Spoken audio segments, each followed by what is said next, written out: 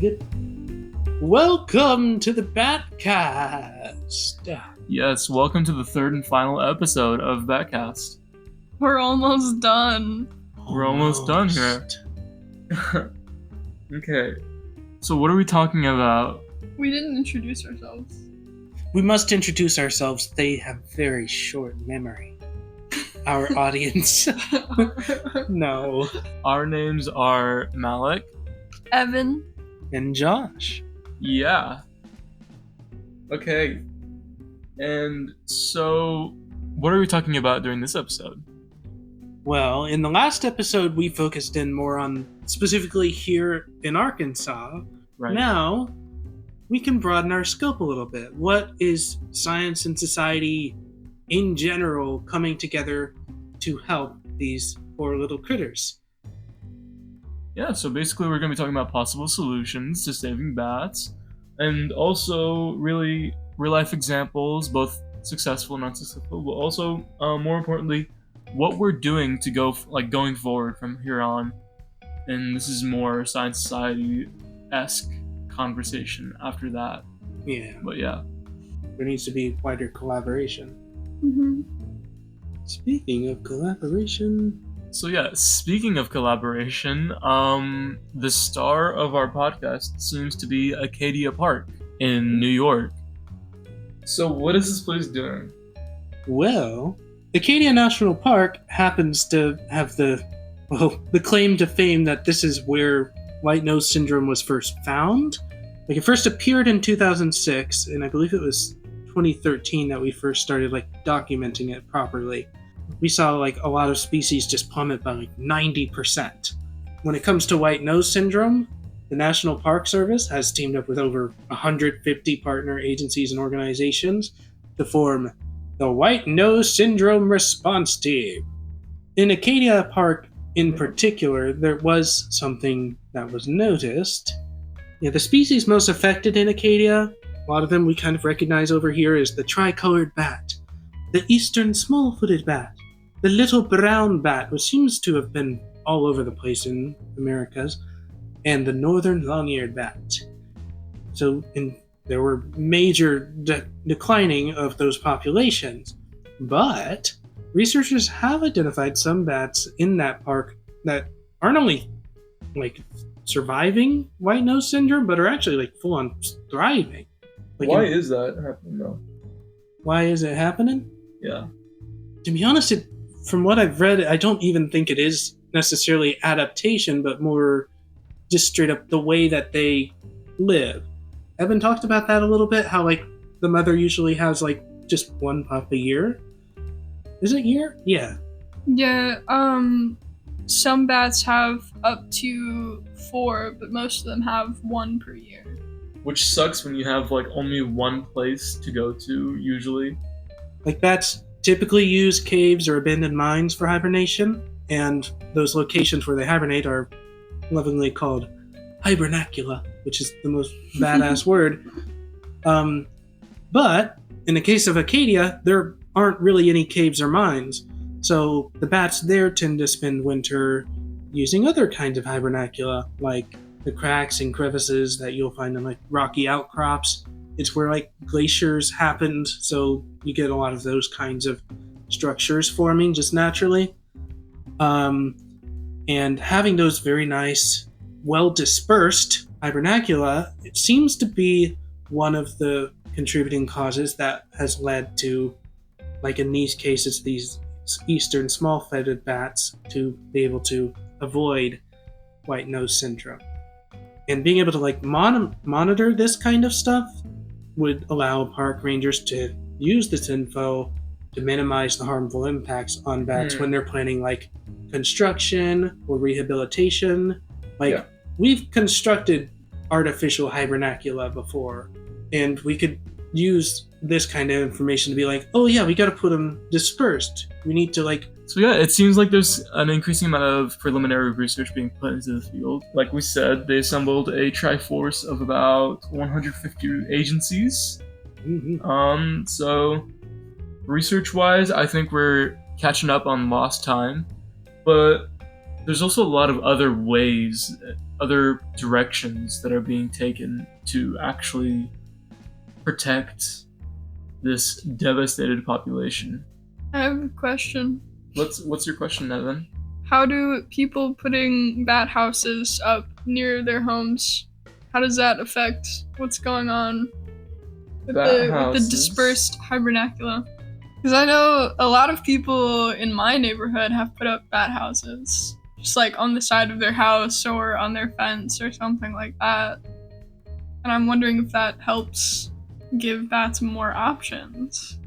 For one, I think that from what I've read, bat houses can definitely be something very good, but you need to be like wise about it when you are deciding where to place them.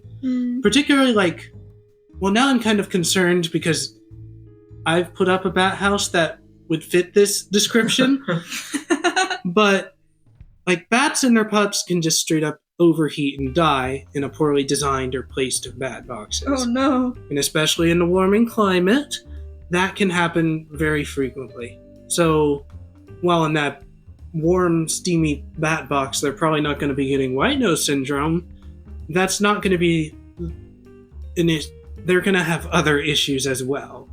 So if you are just deciding to put in some sort of shelter for bats, do a bit more research and consideration into what would actually be a fitting shelter for them. Okay. So it sounds like, giving them new homes is a definite good way to help out these threatened species. Going back to our Acadia reference, there have been actual direct methods of conservation. Some of them have been reducing ecotourism. Now, we mentioned those in the previous episodes. Humans traipsing through all over the place. It's not great, right? Not great? Not great. We love ecotourism. We love ecotourism because it makes money. But yeah, just similar to Blanchard Springs and all of the places, they've been cutting back on how much access the public has to these protected lands. Well, I recently found out that their bat droppings are actually mined. Yeah. You didn't know that? Yeah, this is apparently a time-honored practice of gathering bat droppings. Yeah, but it's time-honored practice of gathering a ton of bat droppings because it's a very effective fertilizer for a lot of plants. So wouldn't you know it?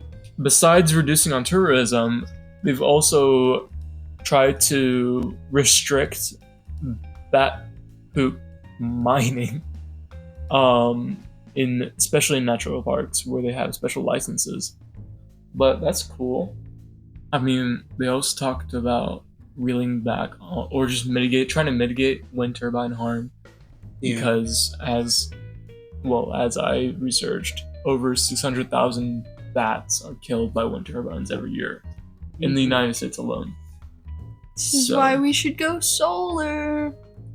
Just for scale, I mean, so we have these glaring issues, and we have growing efforts to mitigate these issues, but real solutions have been very minimal.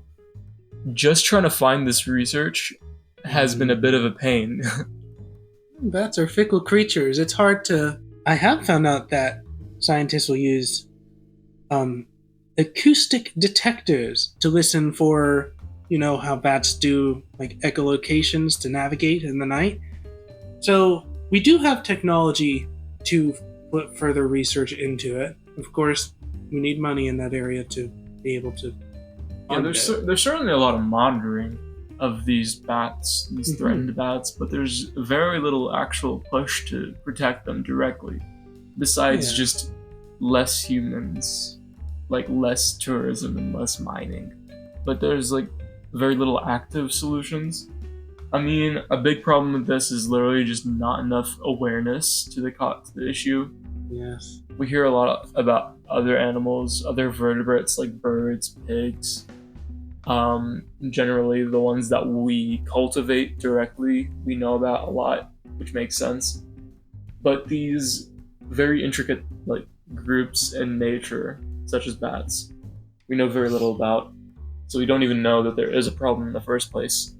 Also, I feel like because bats are nocturnal, we don't see them, so we don't think about them.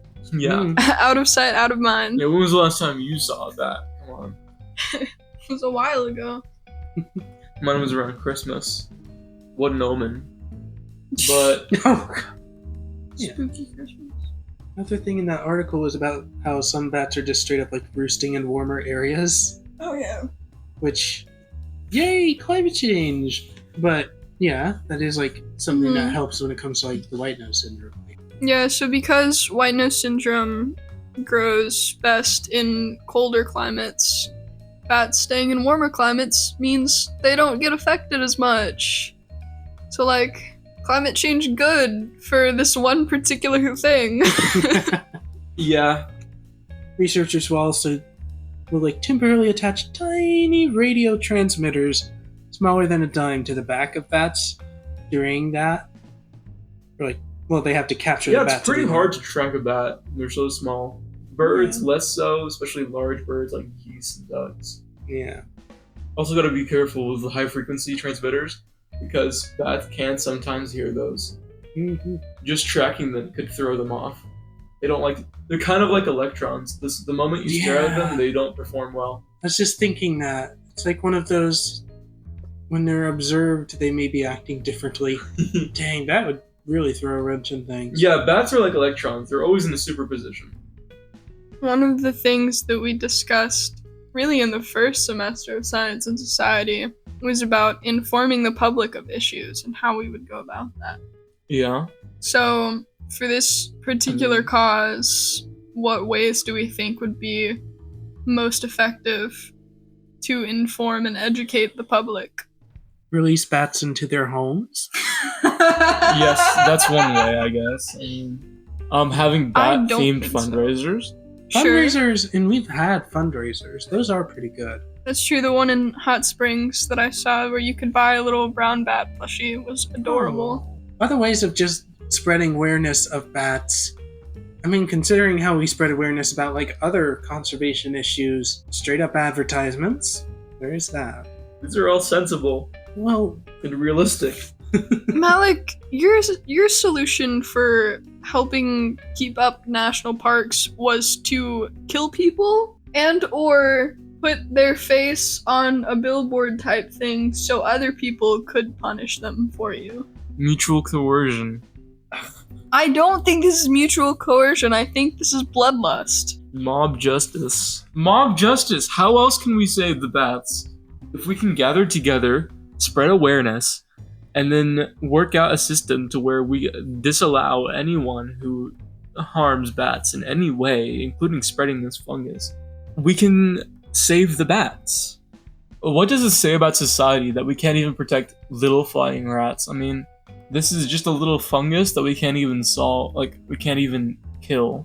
Ever heard of fungicide? What? Fungicide. Oh, fungicide, yeah. Yeah, we could just use that and throw it everywhere. Like, everywhere.